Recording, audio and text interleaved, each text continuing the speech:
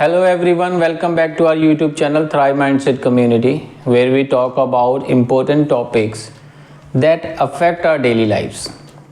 Today we are diving into the subject of stress, anxiety and depression, specifically in the context of students and parents. In this video, we will explore the causes, symptoms and effective strategies for managing these mental health challenges. So let's get started. First thing first, let's establish a clear understanding of what stress, anxiety and depression are. We will define each term and explore how they can manifest in students and parents. Understanding these conditions is crucial to addressing them effectively.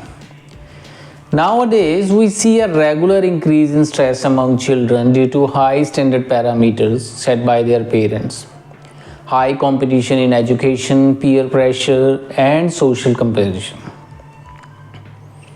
All these factors increase stress among students. Stress can be defined as a state of worry or mental tension caused by a difficult situation. Stress is a natural human response that prompts us to address challenges and threats in our life.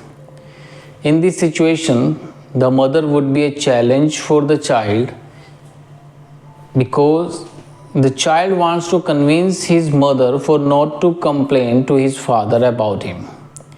And the threat is from the father because the child knows if he failed to meet their father's expectation and do not follow the routine set by their parents, then he would be scolded or thrashed me. Or sometime vice versa, a mother would be a threat and a father would be a challenge for the child. In both situations, the student feels more stressed and fails to stabilize his mind for upcoming events.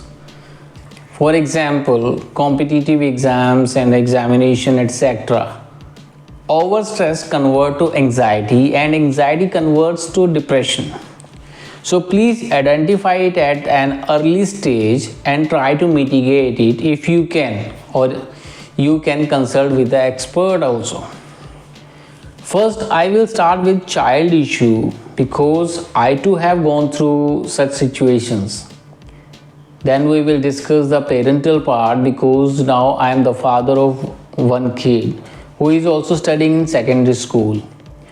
After that, we will talk about the conclusion, how we can satisfy both of the aspects so that both the child and parents remain stress-free. Let's start with my childhood. As we see some kids who feel skeptical about talking with others and taking part in games or competitions.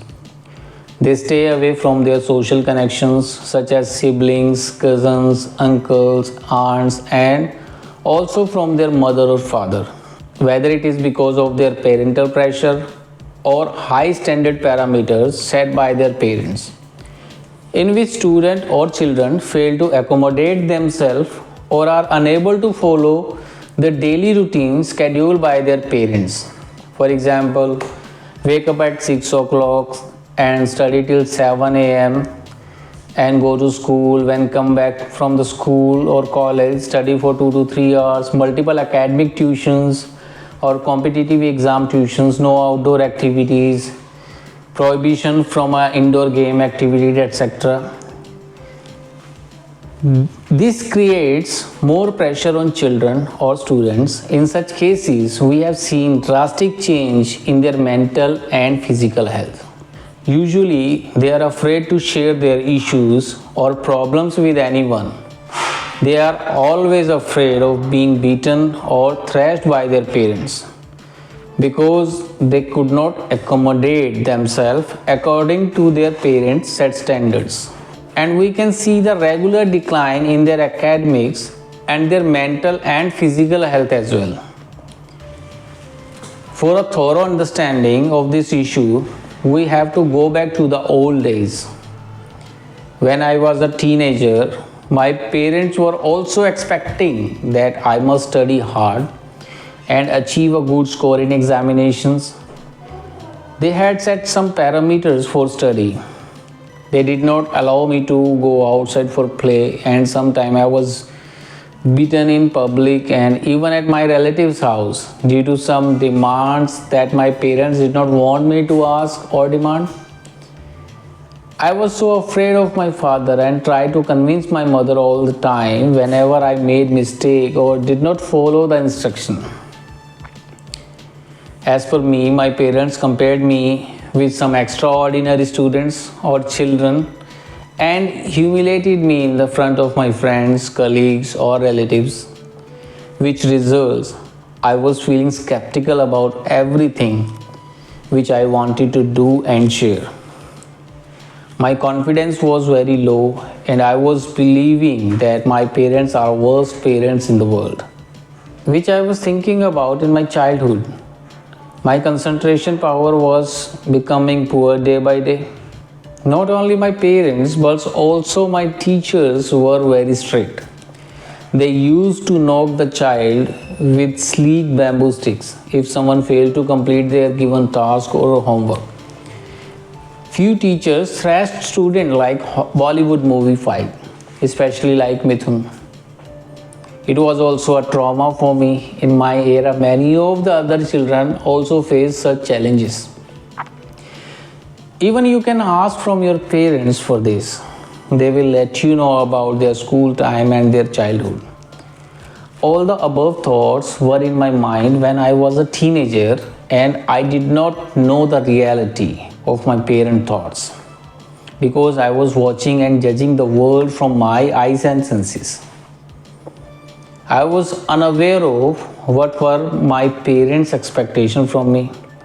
What had they planned for my future? Just because I did not want to understand them due to my brain development or age gap, or you can say the generation gap.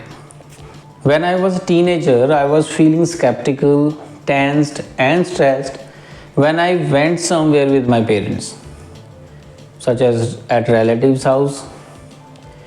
In opposite, I was feeling joyous and happy whenever I was alone at home or spending time with my friends away from my house, etc. I was an average student. Whether we correlate the factor with above scenario or due to the brain development, anything can be the reason.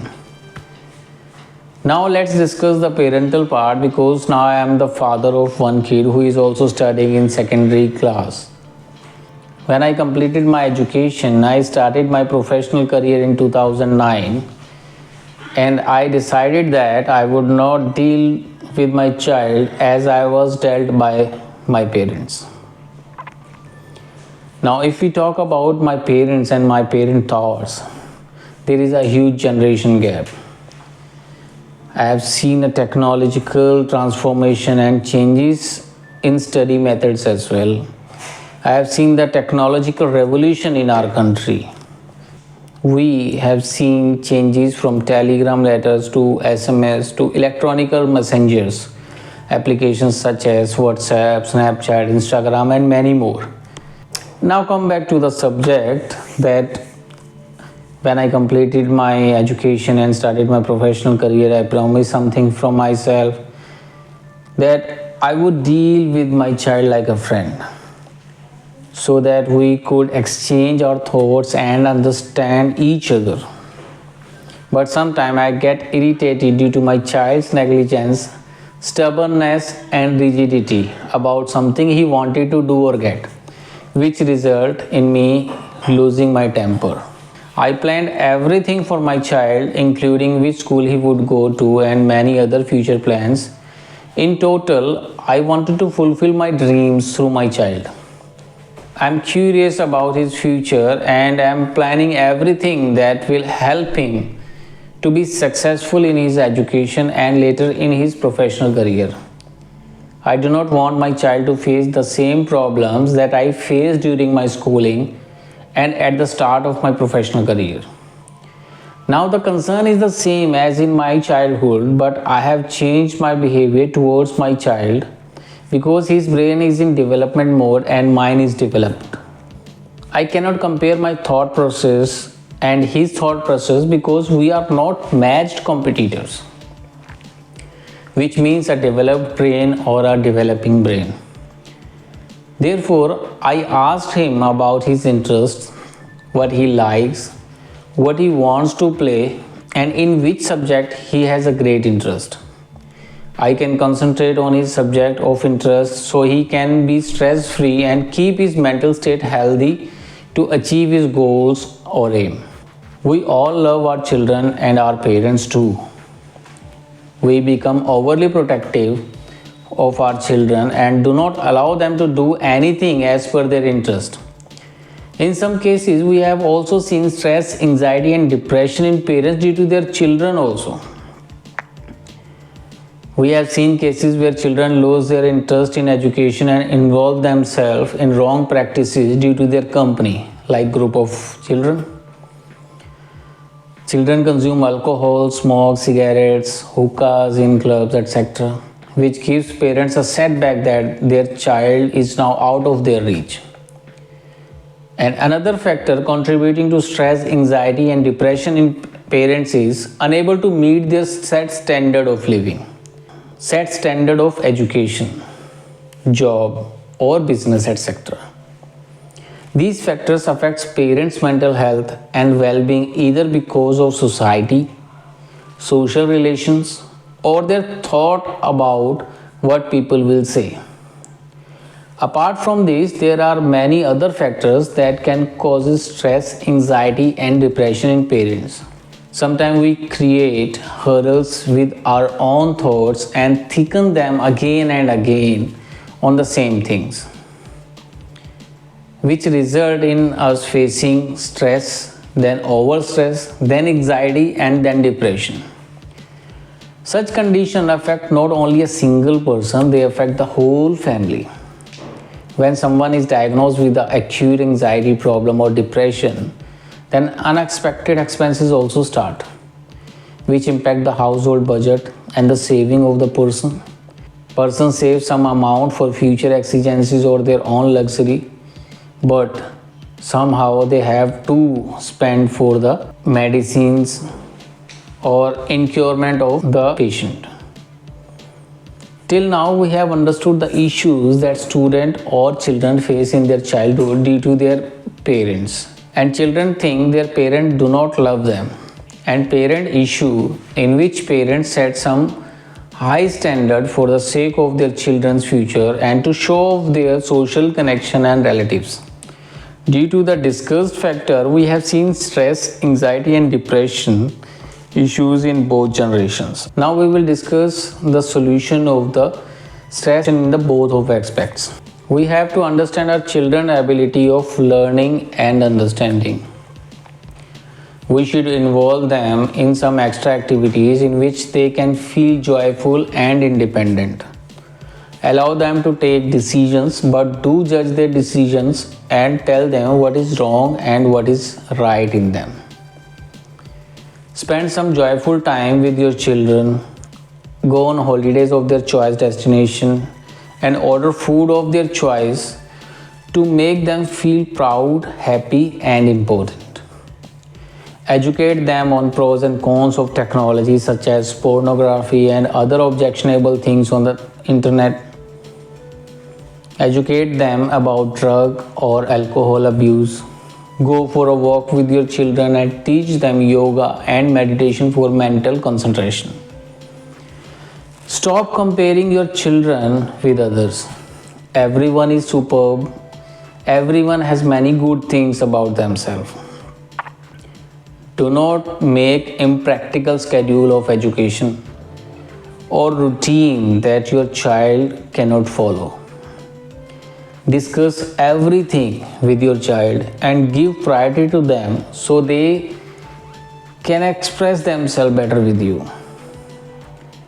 These are some basic things that you can follow to keep your and your children's mental health free from problems. Additionally, seeking support is not a sign of weakness. It is a smart approach to managing stress. Talking to friends, family members, or professionals can provide a valuable outlet for our feelings and help us to gain perspective on our problems. In conclusion, stress is an inevitable part of life, but it doesn't have to control us. By recognizing the signs, practicing self care, and maintaining a work life balance, we can effectively manage stress and maintain our physical and mental well being. Remember, managing stress is not a luxury, it is a necessity of today's hectic world. Let's take the time to care of ourselves and our loved ones and help others to do the same. Remember, we are here to help and inspire, and we are grateful for your support. And that brings us to end of the today's video. I hope you found this information helpful and enjoy our time together. Thanks for watching. We'll see you in the next video. Goodbye.